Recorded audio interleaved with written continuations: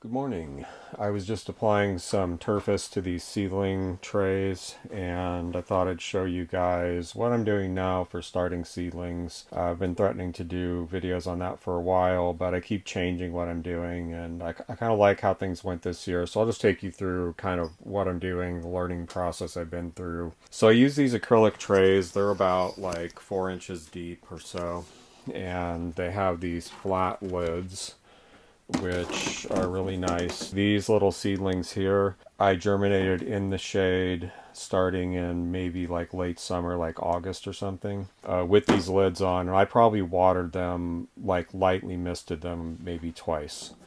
So these lids really hold in moisture well. I have, since they lift a little at the edges and they tend to kind of warp like this, which you could prevent by, putting a weight or clamp or even some like masking tape on the edges, but it's not a big deal. But anyway, since these lift up, they will sometimes dry out a little on the edges, but really they require very, very little watering once you get them set up, as long as there's enough water to start with. Better to start with like good, very pretty wet soil, pretty damp. The system I've been using is I basically want the seedlings to be really uniform and on like a tight spacing, like a controlled spacing. So I use these press plates. This one is 7/8 of an inch in every direction. That takes a little math because like the distance between this row and this row is not 7/8.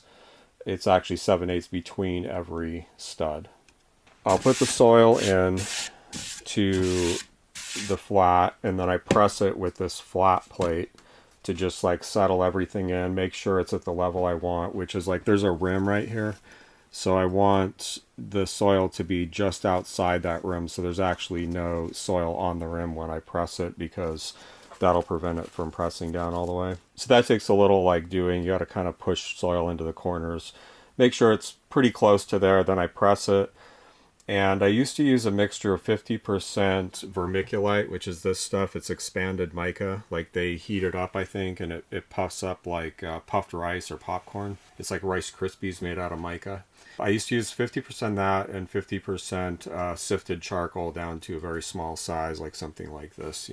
This year I did mostly just the vermiculite, and it seems to work really well, just as well, if not better. And it also is a little bit more stable. Like it gets kind of, I don't know, it settles in, it gets kind of sticky, and so it washes around less than like the 50/50 charcoal vermiculite mix. So after the initial pressing where there's like just the soil, and that's just like soil, like enriched soil that I would normally grow cactus in, right?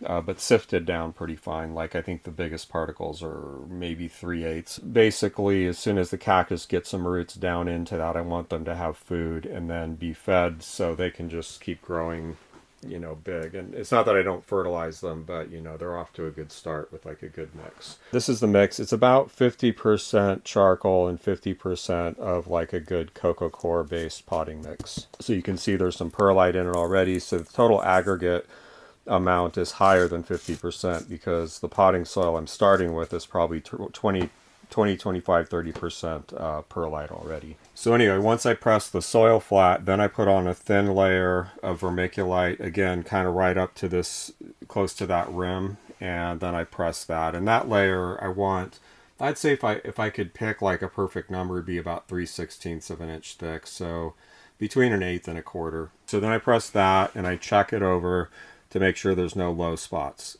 because when I press this, if there's low spots, the divots aren't going to happen. So I'll sprinkle a little more on, press it again until it's nice and flat. Then one press with this, boink, and it leaves these perfect little divots to sow into. Now the reason that I do that versus like it'd be much, much faster and easier to just broadcast a bunch of seed, but then you have to transplant thousands of cactus. If I can pick between sowing thousands of seeds with tweezers or transplanting thousands of cactus, I'm going to pick the tweezers. The only problem with that is when you get poor germination. So this one's a little patchy. It's not bad. It's not really bad, but you can see there's like a whole row here. It almost looks like I just missed that row. But it's probably that this seed just didn't do that well. So in the past, what I've done is after sowing the seeds, I would take like a little pinch of vermiculite. I've tried different things, glass beads, all kinds of stuff, and just put a little bit over each hole. That seems to work pretty well. But last year I wanted to try this turface, so I did that, and then I put turface on top too. And I had horrible germination. I mean, really, really bad. And I think it was just that it was just too much for the cactus to go through. But the weird thing is that, like, even though they were under good conditions for germination, with that extra turface on the top, the seeds actually seemed to not germinate, because later, some of the flats where I scraped that off, like way later, like months later, then the seeds germinated. So that's really weird. Maybe it is true that they need some light to germinate. I don't know.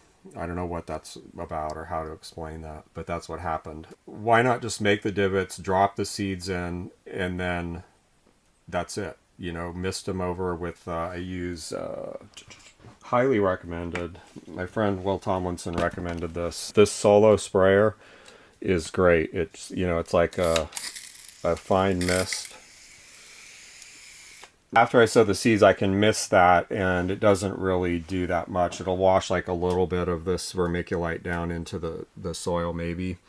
But as you can see, like, these divots are still there. So these have been like lightly misted maybe twice ever, because they had those lids on them. And the germination was great this year. Overall, you know, I just had good success, and I think that's a great system. And I just realized I really don't need to cover them, because it's so wet in there that they're just going to germinate. They have light. They don't have to emerge through anything.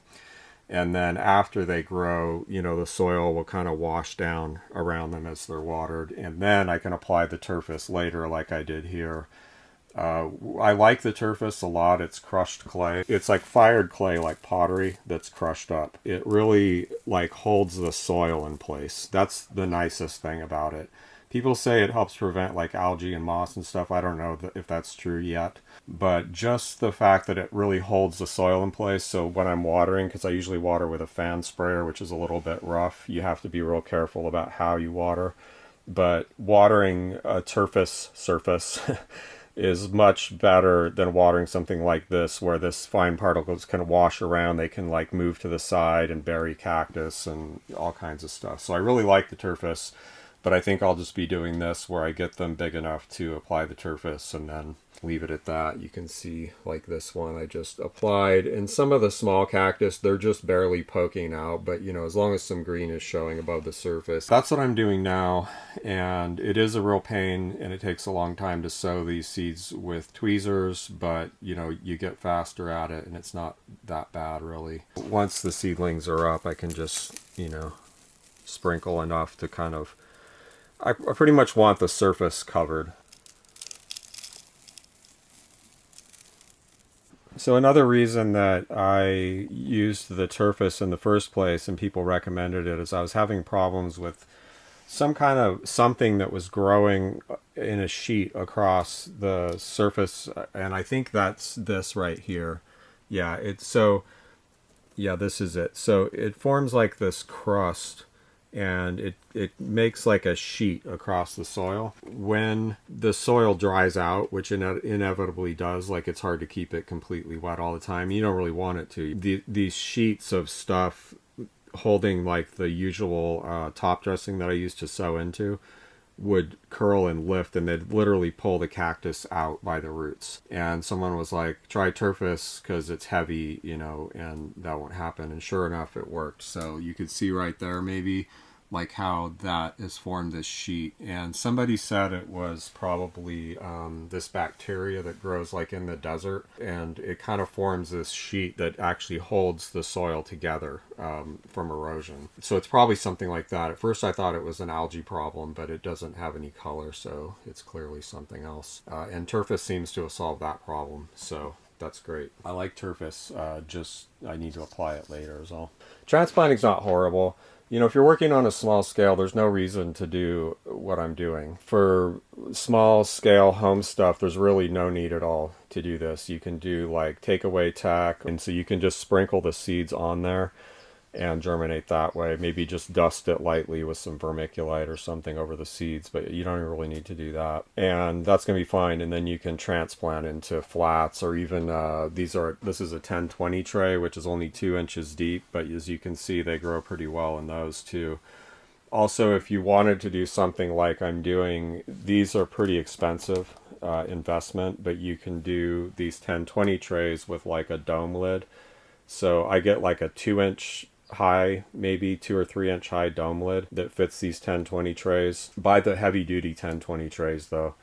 And you can make a press plate for that, and it's a lot cheaper. It's like the disadvantages are that like you can't stack them like these until the cactus grow up. I can stack them and move them, and sometimes I end up doing that. You can do the same thing with these 10-20 trays and just buy the heavy duty ones. It's just that they're a little flexible, they get wonky, and I just don't like them as much. Also like the fact that like the light can come through the sides of these. But then again, I don't fill them all the way, whereas with the 10-20, I fill them all the way, so it doesn't really matter. Yeah, so with the 7/8 spacing, that's kind of my favorite because it fits a lot, but it's not too crowded. I've done as little as 3/4 of an inch and as much as 1 inch. I do like 1 inch better in terms of like just handling. It gives, I mean, you wouldn't think an eighth of an inch makes a difference, but it kind of does make a difference in the amount of space between the cactus, so they can grow in there longer, they get more light and all that stuff. But 7/8 is like the balance between fitting a lot, because the difference between fitting like how many you can fit on 7/8 versus 1 inch is significant. And these can get really crowded and you can still manage them, although it gets difficult when it gets to something like this. I mean, these are much more overgrown than I want to be dealing with. And these were originally planted on 7/8 spacing. If anyone wanted to pursue that, these studs I got on Etsy, and they're brass coated studs. They're a 1/4 inch high, and I don't know if you can tell, but they're cone shaped. I like the cone shape. I've used like round studs that were maybe like a 1/4 inch high, or like an eighth of an inch high. But with these cone shaped ones, the seed is more likely to roll down to the center and not end up like sticking to the side. So I like the cone-shaped studs the best, and a 1/4 inch is fine, especially if, like now, when I'm not burying the seeds at all. It's totally fine. In fact, I think it's better because the seed's germinating in the bottom of a 1/4 inch hole, and it's actually good to have like the soil wash down and support the seedling, because they tend to be real floppy and really, really tiny, skinny at the base, and they'll just kind of fall over and stuff. Yeah, so that's that. Check this out. This is pretty cool. Dr. GX Olivia Mutant. For some reason, that one's particularly cool. I think it's because it's like super green and shiny, maybe. Pretty neat. This is a bunch of seedlings I just pulled to hold for further observation. A little bit of everything from the newest flats. Which will be available, I don't know when. I might wait till spring to start releasing some of the stuff in these flats right here, because I need to clear out a bunch of this stuff. I'm thinking maybe I should have some kind of fire sale and just get, move a bunch of this stuff really cheap. If anyone's in Northern California and you want a bunch of cactus for a project, I got a lots of cactus that I'll sell cheap in quantity. This is like a high-grade plywood. Yeah, I wouldn't use cheap plywood. It needs to be really smooth. Like I actually sanded this really nicely to make sure, because if it has any texture at all, it'll stick. The top dressing there, the vermiculite or whatever you're using, will stick to the wood and pull up chunks of it and stuff. So you want that nice and smooth before you lay this out and pound these in. Well, that's that. I'm going to finish turfacing these surfaces and get on with the next thing.